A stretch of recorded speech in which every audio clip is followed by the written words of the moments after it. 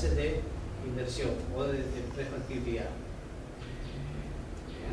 Luego de ello, cuando ya tienes de factibilidad, especialmente cuando llegas a este nivel, cuando son inversiones,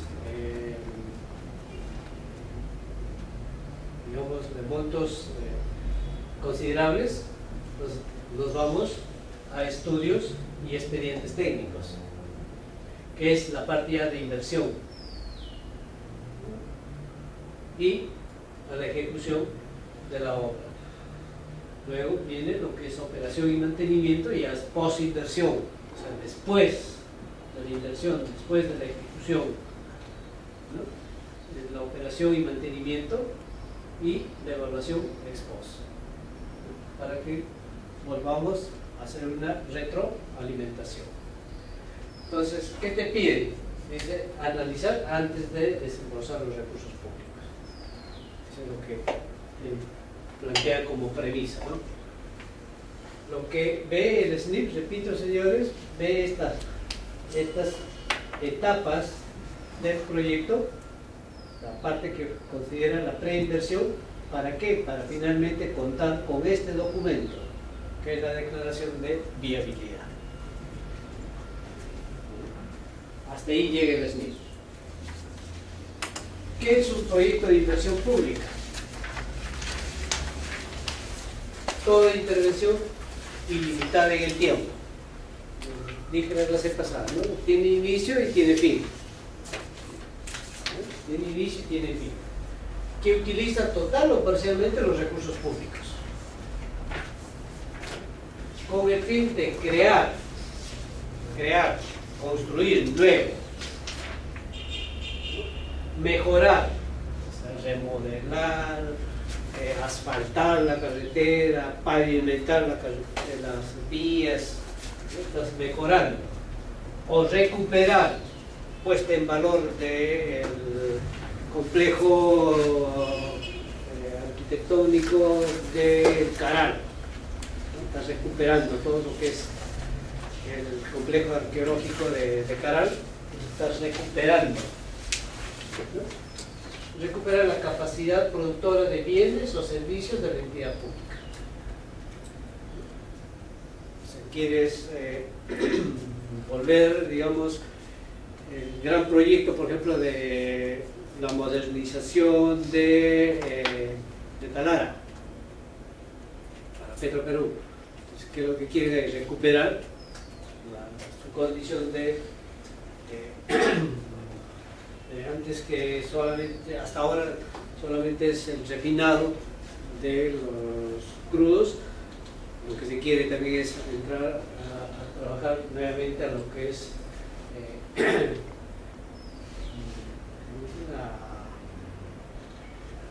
no solamente de llegar a lo que es el diésel, sino es al biodiesel y al gasol.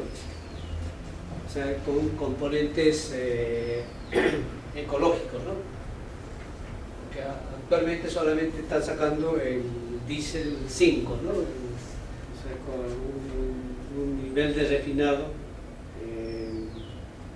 digamos, inicial, ¿no? Que lo que se quiere es ampliar su capacidad productora, en este caso de productos. Entonces dice: toda entidad o empresa del sector público no financiero que use recursos públicos para la ejecución de proyectos de inversión. ¿Qué es un proyecto de inversión? Dice: cuyos beneficios se generan durante la vida útil del proyecto y son independientes de los otros proyectos. O sea, cada proyecto es independiente de otros proyectos, por más de que sea de la misma entidad, ¿no? Petroperú, ¿qué tiene? Tiene la modernización de Talara, tiene la que va a entrar ahora lo que es la exploración, los lotes que están siendo repuestos para el país, porque ya terminó las concesiones, especialmente el lote 86 o 85 de selva. Entonces probablemente Petroperú nuevamente ingresa a lo que son exploración, entonces son nuevos proyectos. También se le puede llamar proyecto de inversión a las capacitaciones que se les den al sector, como hace el Ministerio de Educación. Un proyecto de inversión para capacitar a profesores o directores, cómo hacer la transformación de la educación, una cosa así. Se considera proyecto de inversión. Y también tendré que tener todo el informe técnico y toda la viabilidad. Ya, podemos, a ver, para redondear lo que me estás diciendo, si nosotros queremos mejorar las capacidades, ¿no?, de nuestros docentes del país y queremos capacitarlos para elevar, digamos, el nivel profesional de los docentes, entonces podemos formular un proyecto, ¿no?, un proyecto que nos demuestre la factibilidad, ¿no?, o la viabilidad en ese sentido de ese proyecto de inversión pública. O sea, cuando hablamos de proyecto no solamente debemos de pensar en obras. Proyecto, por ejemplo, es el SEASE. Proyecto es el SEAP. Proyecto es, Cuna Más, es un proyecto. Pensión 65 es otro proyecto, ¿no? Cali Wellness, otro proyecto. Y así, o sea, cuando hablamos de proyecto de inversión pública no solamente significa, digamos, repito, ejecución de obra. Ahora, en estos casos, en vez de tener expediente técnico, tiene estudios definitivos. Sí se puede hablar de proyectos de capacitación, ¿eh? No son proyectos de inversión pública las intervenciones que constituyen gastos de operación y mantenimiento. Si nosotros hicimos un hospital, los gastos que requiere, los gastos operativos para que opere el hospital, o los gastos de mantenimiento de la infraestructura, de los equipos, entonces eso no constituye proyecto. Ya esos son gastos corrientes. La reposición de activos que se realice en el marco de las inversiones programadas de un proyecto declarado viable. O sea, si nosotros queremos reponer, por ejemplo, un generador eléctrico de la empresa de generación eléctrica Machu Picchu, eso estamos cambiando de generador por otro. Esa reposición de activos no significa nuevo proyecto de inversión. En cambio, será proyecto de inversión la compra de nuevos generadores. ¿Por qué? Porque con esos nuevos generadores voy a ampliar mi cobertura, mi capacidad. Eso sí es proyecto de inversión. Y cada proyecto de inversión viene con su presupuesto. Claro que sí. Y aparte del presupuesto. Cada proyecto de inversión tiene que tener su costo, y su costo no es otra cosa que su estructura de costos, en la cual te van a aprobar, te aprueba con ello y te genera un código correspondiente. Esta reposición esté asociada a la operatividad de las instalaciones físicas para el funcionamiento de la entidad. Igual. Si yo quiero que funcione mi hospital, necesitaré un tomógrafo. Si la reposición de ese tomógrafo está ligado al funcionamiento de la entidad para que funcione como hospital, entonces eso es lo que dice que es un proyecto de inversión. Si quiero mejorar mi servicio y quiero adquirir nuevos equipos médicos, eso sí es proyecto de inversión.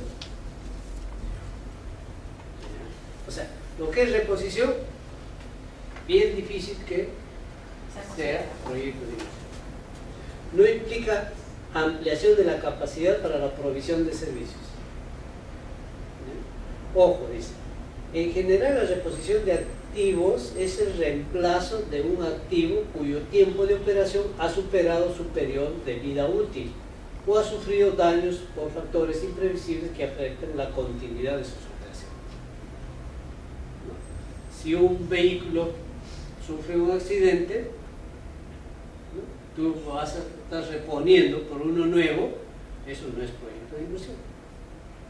En cambio, si tú quieres constituir tu servicio de serenazgo, que conlleva, digamos, adquirir vehículos, entonces eso sí es proyecto de inversión, es inversión pública.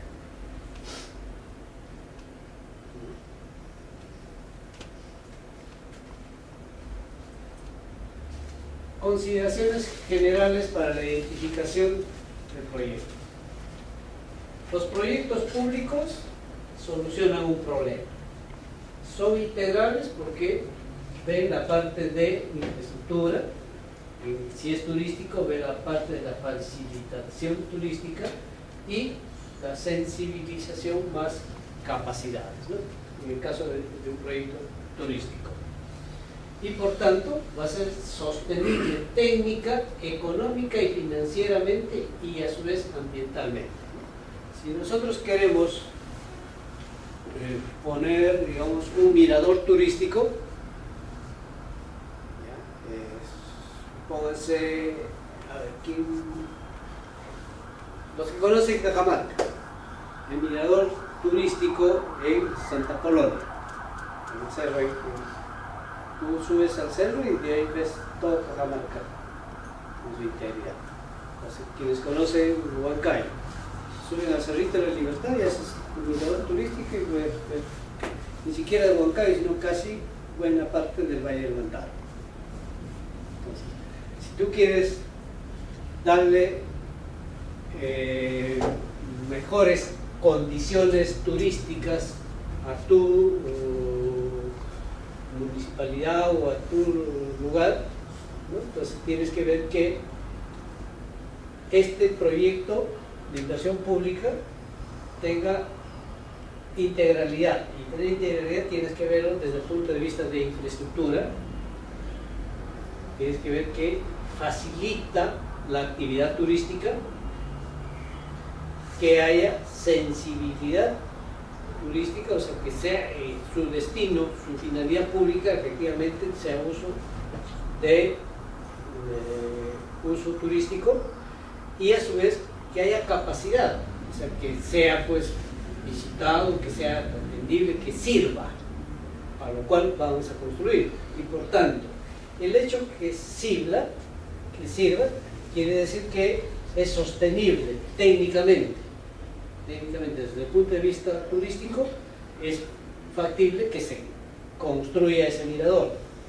Económica, porque al hacer un análisis de beneficio-costo resulta rentable para, por ejemplo, si la municipalidad es la que quiere construir, entonces para la municipalidad por sus ingresos, por cuestiones de subir al mirador turístico, va a tener ingresos que económicamente le hace posible que sea mantenido ese mirador turístico, y por tanto un análisis financiero que tenga un buen flujo de caja y que ambientalmente en el tiempo no tenga reparos, es decir, que nadie por ahí diga que un ratito con el mirador turístico me ocasionaron a que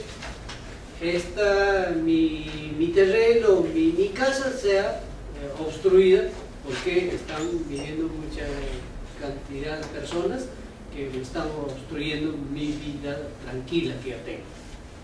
Al contrario, te va a generar quizás de que tu casa, en vez de que esté solamente vivienda, te sirva para que pongas ahí un establecimiento y tú brindes algún servicio colateral que tenga que ver con un mirador turístico, ¿no? Una casa un restaurante, un servicio telefónico, qué sé yo. Entonces, ambientalmente también que tenga, digamos, de ser sostenible en el tiempo. ¿Qué más? Que para un proyecto de inversión pública lo que se inicia es con el diagnóstico de la situación actual. dice, ¿no? Y es el diagnóstico, dice. Es el estudio mediante el cual se recoge la información necesaria para realizar una correcta identificación del problema central del proyecto. ¿Qué buscamos con el diagnóstico? Buscamos entender las condiciones actuales en las que se brinda la prestación de ese servicio. Si nosotros actualmente tenemos, digamos, que, a ver,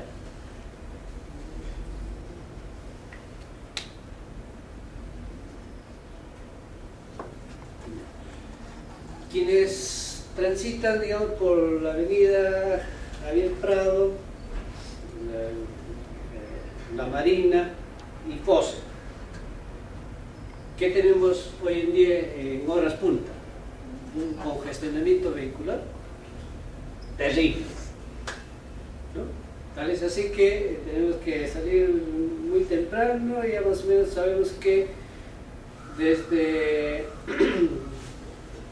digamos desde el estadio de Universitario de Deportes hasta el aeropuerto, si queremos ir en un bus fácil en hora punta, 3 horas. 3 horas, y eso, ¿no? Entonces, un diagnóstico nos dirá por qué se produce ello. En otras palabras, dice que es una fotografía, ¿no?, de la localidad al momento del diseño del proyecto. O sea, el diagnóstico nos dirá pues, todo lo que pasa actualmente, ¿no? Entonces el diagnóstico responde a la pregunta: ¿en qué condición se encuentra el bien o el servicio en la localidad? Entonces, queremos mejorar el servicio del transporte y por esas vías, y se plantea todo el proyecto del zanjón desde Ceres, desde la prolongación Javier Prado hasta el aeropuerto. Es todo un proyecto que ya se tiene, incluso ya está aprobado el proyecto. Ya está aprobado. Entonces, luego se define el problema central. El problema central es aquella situación negativa que afecta al sector de la población. El problema central es el congestionamiento vehicular. Entonces, ¿qué características debe cumplir un problema central adecuadamente identificado? ¿Requiere intervención pública? Dice, entonces debe justificarse que el problema debe ser afrontado por el Estado y no por el sector privado. O sea, el congestionamiento vehicular tiene que ser solucionado con intervención del Estado. Suficientemente específico. Debe de ser específico para poder ser atendido por un solo proyecto de inversión pública. O sea, el proyecto debe de solucionar el problema central. Suficientemente general, debe ser suficientemente general y de modo que admita varias alternativas de solución delineadas a partir del análisis de las causas. Entonces, una vez identificado el problema central, tenemos que pasar a identificar cuáles son las causas para ese problema central, ¿no? Entonces, tenemos el problema central y vamos a identificar causa 1, causa directa 1, causa directa 2, ¿no? Y de cada causa, sus causas indirectas. Estas causas son en negativo.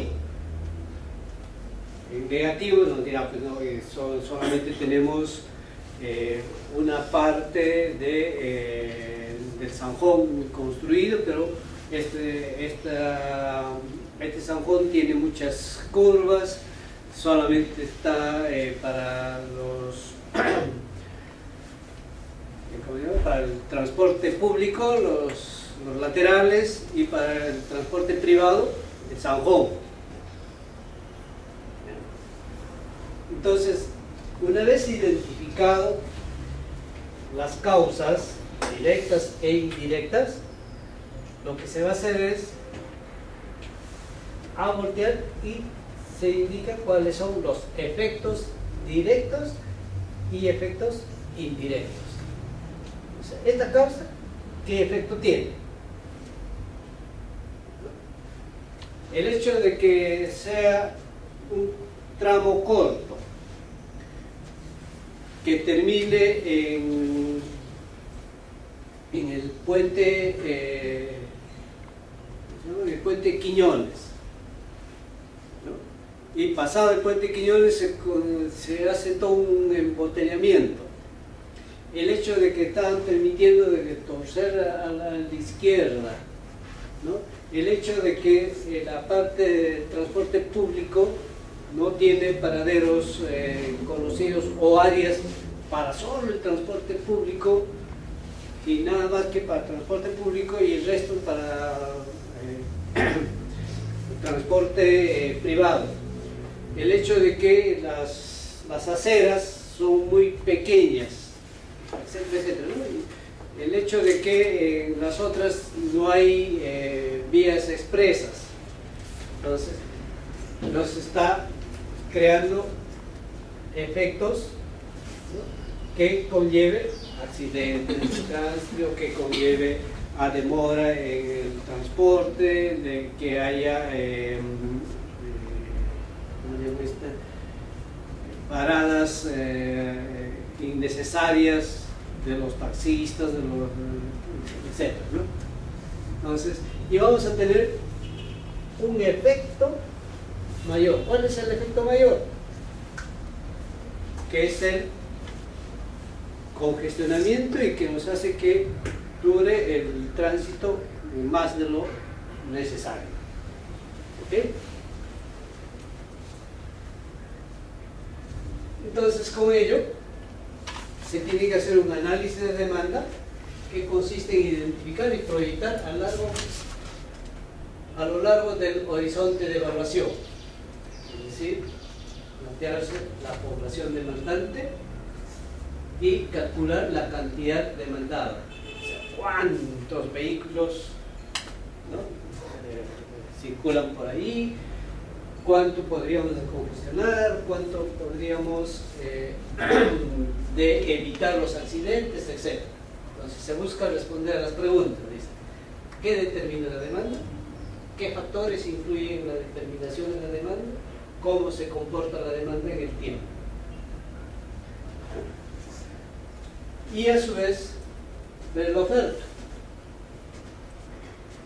Diagnóstico de la situación actual, de la oferta actual, identificación de los recursos físicos y humanos disponibles, los cuales se encuentran directamente vinculados con los proyectos alternativos, ¿no? ¿Qué otras alternativas tenemos? ¿Podrá ser la solución solo de un nuevo Sanjón, una nueva vía libre o vía tipo del metropolitano, o será una vía férrea? ¿Cuáles son las ofertas?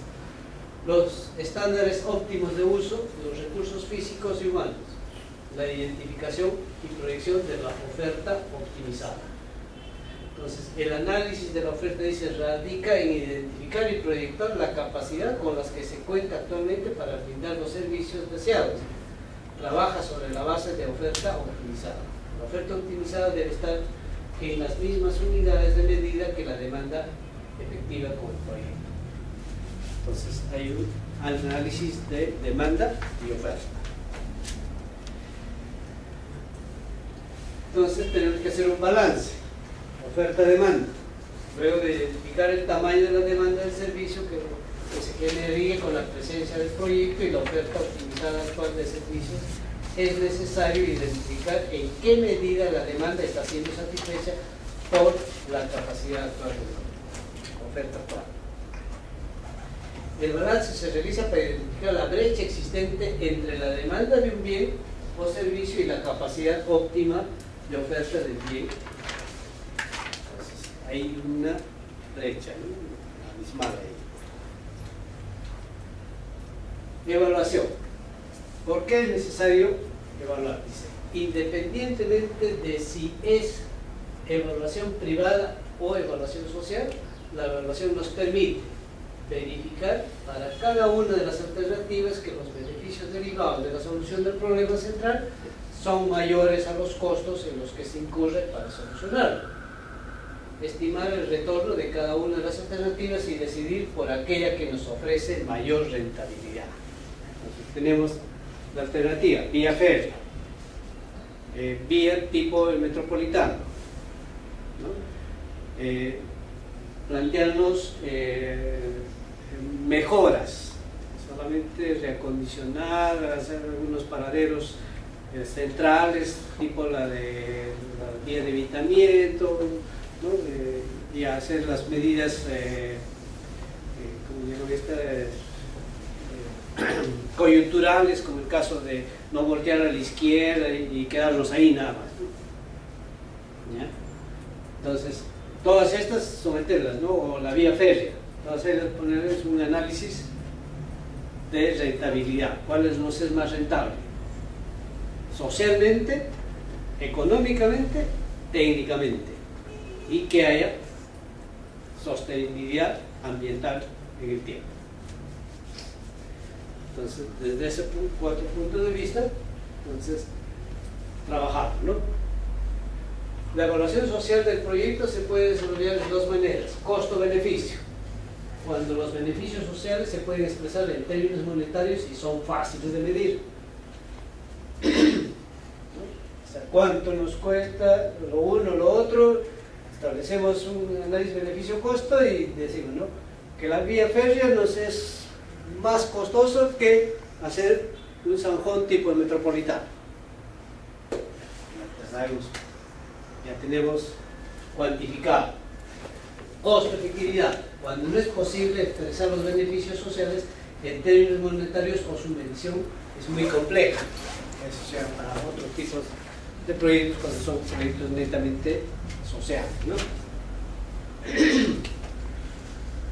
Y tenemos finalmente los montos del PIB, ¿no?, por nivel de responsabilidad, de 0 hasta 1.200.000.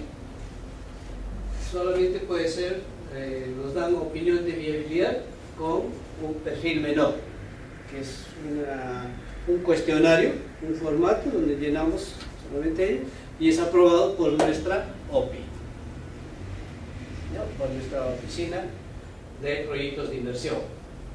En cambio, si es el perfil, o sea, que hacer un perfil cuando es de 1.200.000 hasta los 6 millones. Ahí también es aprobado por la OPI de tu entidad.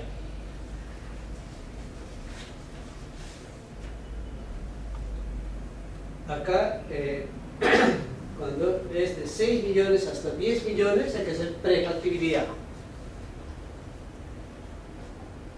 Y factibilidad cuando es mayor a 10 millones. En estos casos, acá es aprobado por la OPI de tu pliego. En cambio acá es aprobado por la OPI de tu sector. La OPI de tu pliego y el otro es la OPI de tu sector. ¿Okay? Y los dos primeros serán aprobados por la OPI de tu entidad. De tu entidad.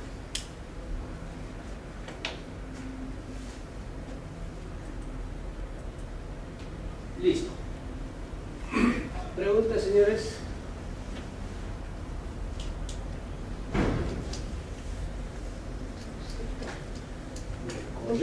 En el caso de los, por ejemplo, de que se haga un proyecto, una obra de, como dijo hace un momento, que el ejemplo del estadio, que era un estadio que no reunía los requisitos que debería tener para haber sido aprobado por el Sistema Nacional de Inversión Pública. Entonces, ¿cuáles son las sanciones? ¿Hay sanciones administrativas? ¿Cuáles son las sanciones? Claro, o sea, supóngase que usted como entidad pública ejecuta una obra, digamos, de un estadio, ¿verdad? Para empezar, la ejecución de la obra, si es por administración directa, tiene que tener expediente técnico. Para tener expediente técnico tienes que haber tenido estudios de preinversión. Para hacer los estudios de preinversión, lo primero que haces es sacar el código de SNIP. Con el código SNIP vas a lograr tu opinión de viabilidad. Con el código SNIP tú lo vas a registrar en el sistema del SNIP, ¿no? Y el sistema del SNIP te va a pedir que llenes una serie de formatos en los cuales vas a ingresar primeramente los datos de tu proyecto, los datos de la entidad formuladora y los datos de la posible entidad financiadora, ¿no?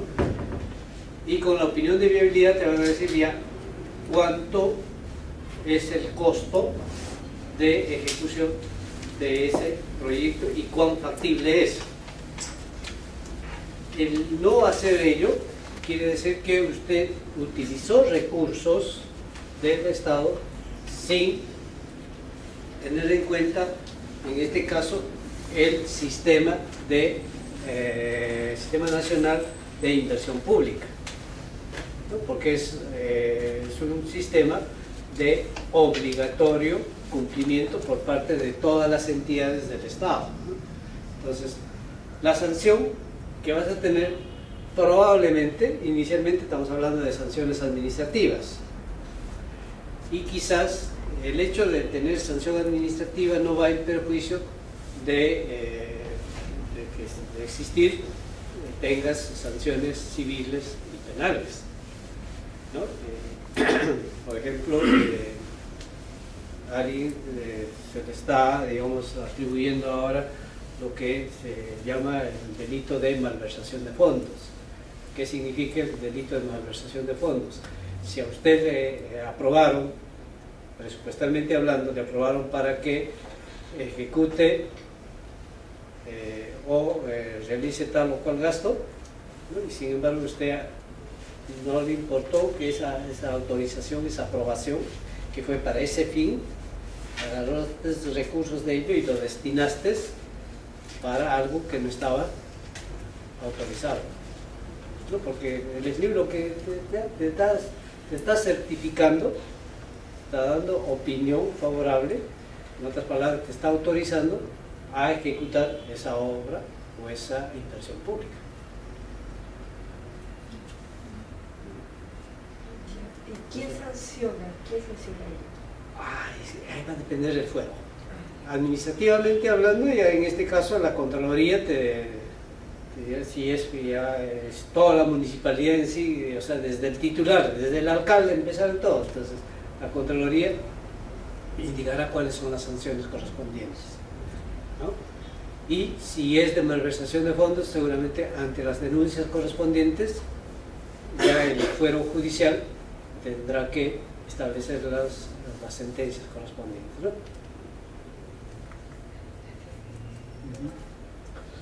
¿Alguna otra pregunta? Ok. Bien, no habiendo preguntas, entonces, gracias, señores.